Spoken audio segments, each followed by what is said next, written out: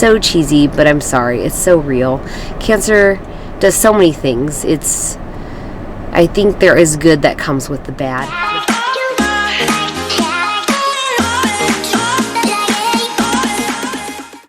Welcome to the vlog. It is starting early. It's going to be 107 today in Arizona, so I make sure to get up early and walk the dogs with the sun rising.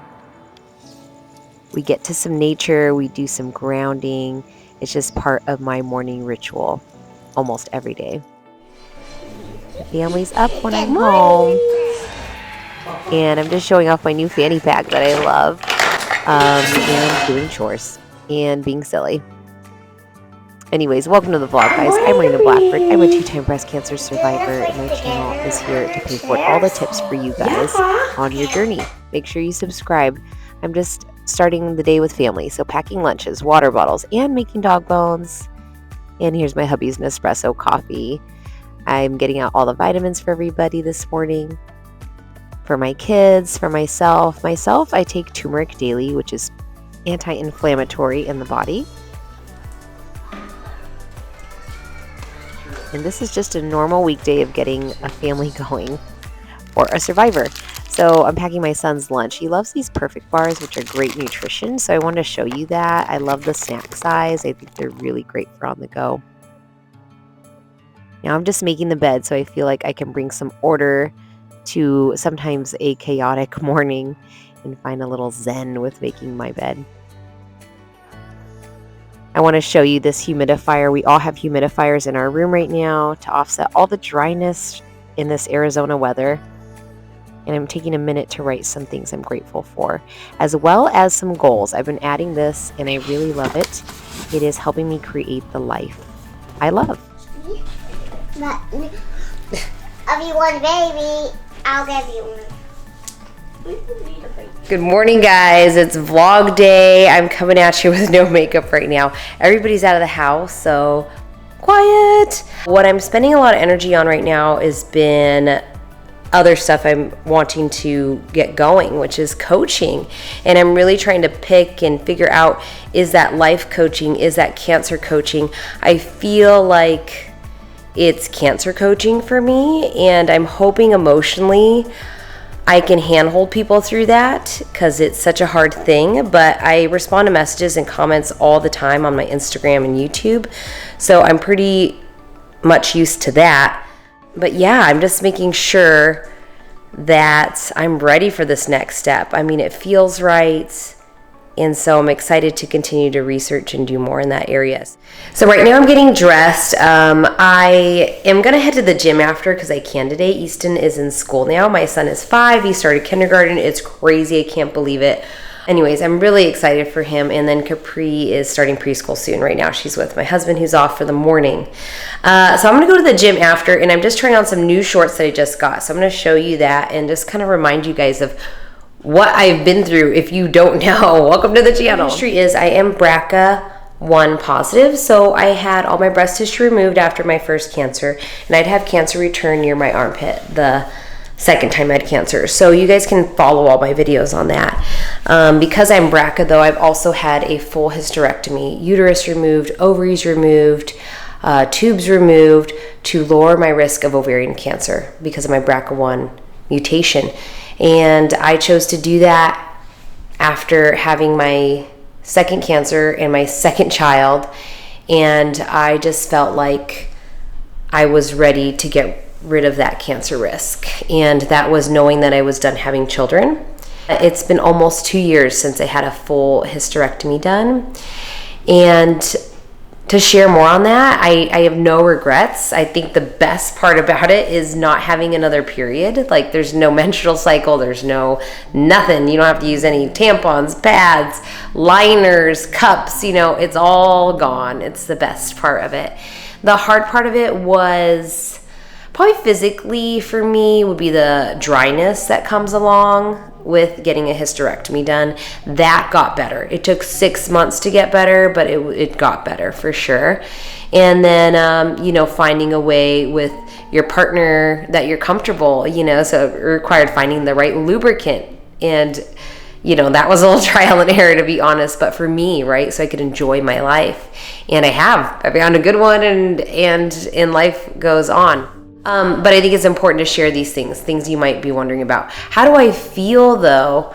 I don't feel very different than I've felt in the last, whatever years it's been, 8 years since I first had cancer. That being said, I don't know that I have always been emotionally at my best. I definitely feel anxious sometimes, and I definitely feel,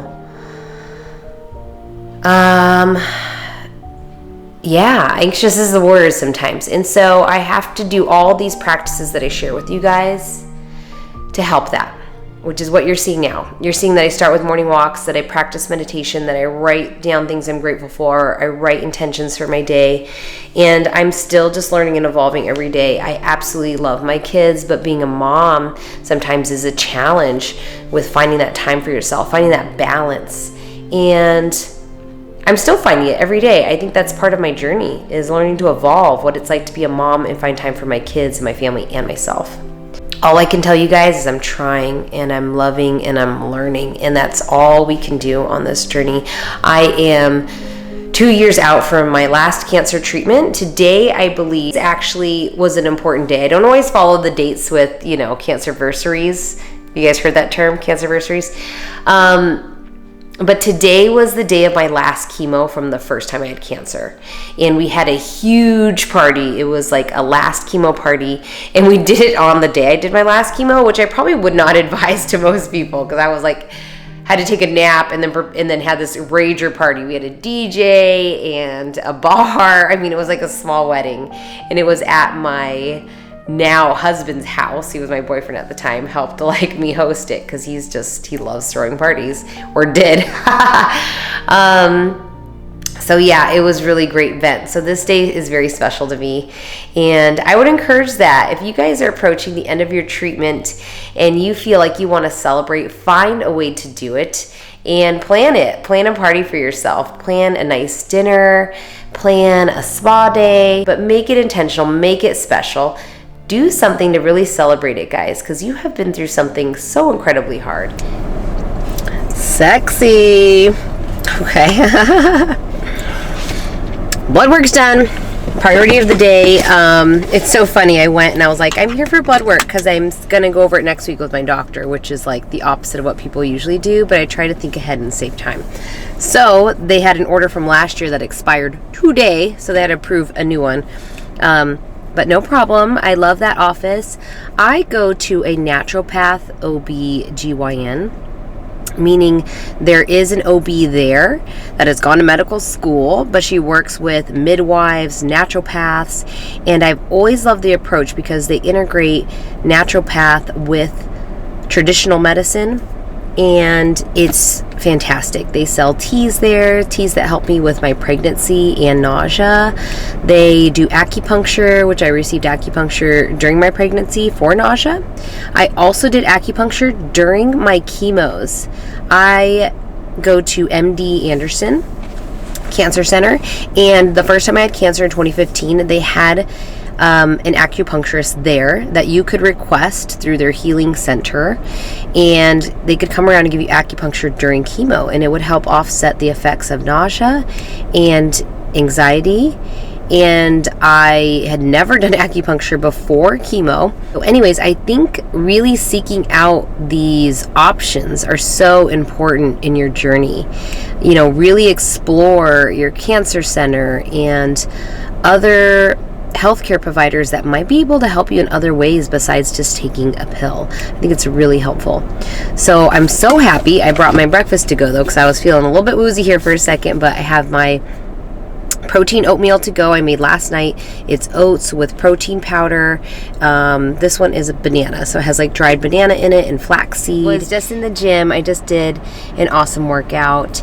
Not long. You know, I think that's the key with workouts, is not making it feel like it's such a chunk of time, just breaking it up into little things. So I did a 15-minute run, and then I did a solid like 15-minute HIIT workout with some weights of just like burpees, weights, and presses, and I felt great. And then I went in the sauna for a little sweat sesh, so had to shower after that. I was dripping.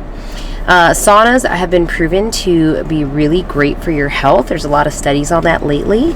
So if you have access to a sauna and sweating for, I forget how long. Well, it wasn't so much how long, because I only do 10 to 20 minutes personally, but it was how many days. It was like people that did a sauna twice a week were shown to be healthier than not. People that did a sauna like 4 days a week were shown to be even more healthy. This is out of a study in Finland where most people have saunas, so that was interesting. Couple things. Important things I was reflecting on. I read something yesterday, and I just kind of resonated with me, and hear me out for a second, but I was reading Us Weekly. I know, very, very important. And I was reading an article with Jessie James Decker. Is that her name, right? She's like country singer and super cute family woman, and they were interviewing her about herself and her family. She has 3 kids, and they asked her something about being a mom. I forget what the question was, but her response was, I found myself when I became a mother. Like, that was who she was meant to be, and she loves it. And I was like, wow, that's awesome.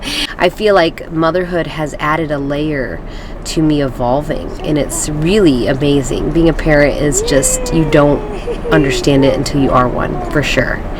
And I like what she said about that, though, because it surprised me, because I feel a little bit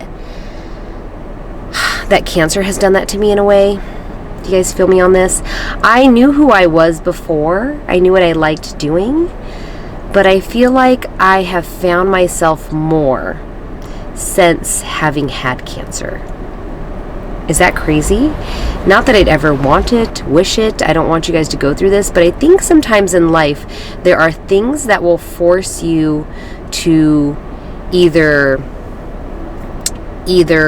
succumb to the pressure or evolve or grow with it, right? I'm just using the word evolve right now. I really like it. Another word I kind of have in my mind right now that I'm working on with my stuff is beyond, right? I'm trying to go beyond where I'm at all the time in a good way. I love where I'm at, but I'm trying to evolve beyond being a cancer survivor and a mom. I'm trying to evolve into just being a good human, period. So to circle back around, though, I don't know that I'd appreciate this moment as much as if I didn't have cancer. And that's so cheesy, but I'm sorry, it's so real. Cancer does so many things. I think there is good that comes with the bad. The bad is the anxiety, the analyzing everything you eat, but the good is empowering yourself that you can appreciate a moment better, that you can appreciate what it is to live well better. So it's the choice is yours. You can wake up every day and choose to just be bitter, or you can wake up and choose to do something about your situation. So that's what I'm choosing to do. I'm going to head home and be with family. I love seeing you guys. Make sure you stay tuned for the next live on Monday the 28th at 9 a.m. And I will continue to post any updates here on my YouTube channel and on my Instagram at Marina Blackford and at Beyond Cancer Coach. I will see you all soon. Bye, guys.